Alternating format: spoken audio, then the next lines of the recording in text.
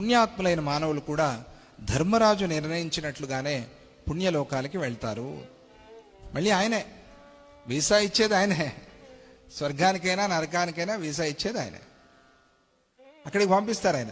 పుణ్యం చేసుకున్నావా, స్వర్గానికి వెళ్ళు. స్వర్గం అంటే అక్కడైనా అనుకో, లేదా మళ్ళీ ఇక్కడ లోకంలో ఉత్తమమైన జన్మైనా అనుకో. మొత్తానికి జీవుడు తిరుగుతూ ఉంటాడుగా.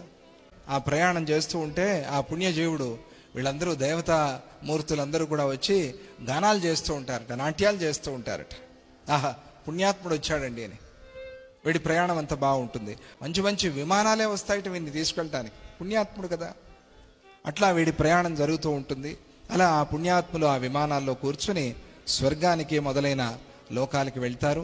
అట్లా వెళ్ళిన వాళ్ళు పుణ్యం క్షీణించినప్పుడు వారు రాజుల ఇళ్లలో కానీ, ధనవంతుల ఇళ్లలో కానీ, లేదా మహాత్ములైన యోగుల ఇళ్లలో కానీ పుడతారు.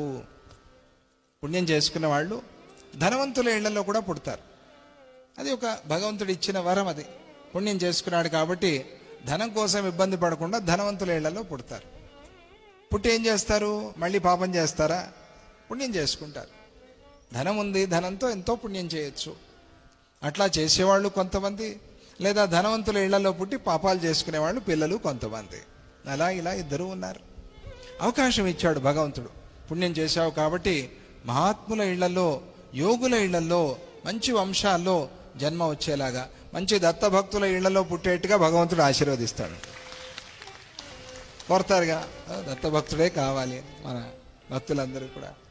పుట్టేవాళ్ళు ఆడపిల్లో మగవాడో మొత్తానికి భక్తుడైన వాడు కలగాలి. అది తల్లిదండ్రి ప్రార్థన చేసుకుంటే అటువంటి సంతానం వాళ్ళకి కలుగుతుంది. వాడు ఆ జీవుడు ఇక్కడ వచ్చేలాగా భగవంతుడు రచన చేస్తాడు. అటువంటి పిల్లవాడే ఈ వంశంలో వచ్చేలాగా భగవంతుడు దానికి కావాల్సిన డిజైన్ చేస్తాడు. ఉంటాడు ఎవడో సిద్ధంగా, ఎవడో పుణ్యాత్ముడు జీవుడు, వాడు ఇక్కడ వచ్చేలాగా భగవంతుడు రచన చేస్తాడు. అదే సంబంధం. చూస్తూ ఉంటాడు ఏ వంశంలో వీడికి జన్మ ఇస్తే బాగుంటుంది, భగవంతుడు చూస్తూ ఉంటాడు. అట్లాగే వీళ్ళు ఎదురు చూడాలి, ఎవరో జీవుడు రావాలండి, అందుకనే సంతానం కలగట్లేదు అంటే బాధపడద్దు, ప్రిపేర్ కండి. ఆ భగవంతుడు చూస్తున్నాడు, మంచి సెలెక్ట్ చేస్తున్నాడని. మనం అంటే చాలా ఇష్టం భగవంతుడికి. మంచి పుణ్యాత్ముడిని, మంచి పుణ్యాత్మురాల్ని తీసుకొచ్చి మనకి సంతానంగా ఇవ్వాలనుకుంటున్నాడు భగవంతుడు. అందుకనే ఆలస్యం చేస్తున్నాడు. కలుగుతుంది, ఎప్పుడప్పుడు కలుగుతుంది అని మనస్సులో అనుకోండి. ప్రిపేర్ కండి. ఆ ప్రిపరేషన్ కావాలి. ఆడవాళ్ళకి కానీ మగవాళ్ళకి కానీ ఆ సంతానం విషయంలో ప్రిపరేషన్ కావాలి. బాధపడుతూ కూర్చోకూడదు.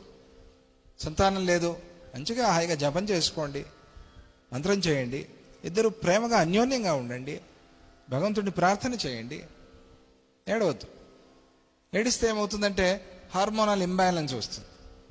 ఏడవటం, అయ్యో లేదండి, డిప్రెషన్, దీనివల్ల ఆరోగ్యాలు పాడైపోతాయి. అట్లా చేసుకోవద్దు.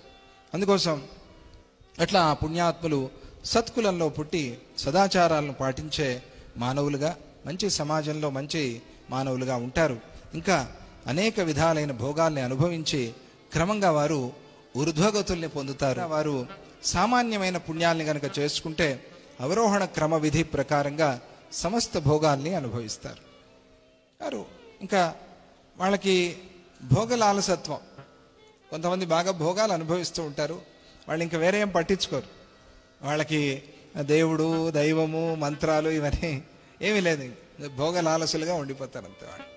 వాళ్ళని ఉన్న పుణ్యం అంతా ఖర్చు చేసుకుంటున్నారు. వాళ్ళు కేవలం భోగాలే అనుభవిస్తూ ఉండేవాళ్ళు పుణ్యవంతులే, లేకపోతే భోగం రాదుగా ఊరికినే.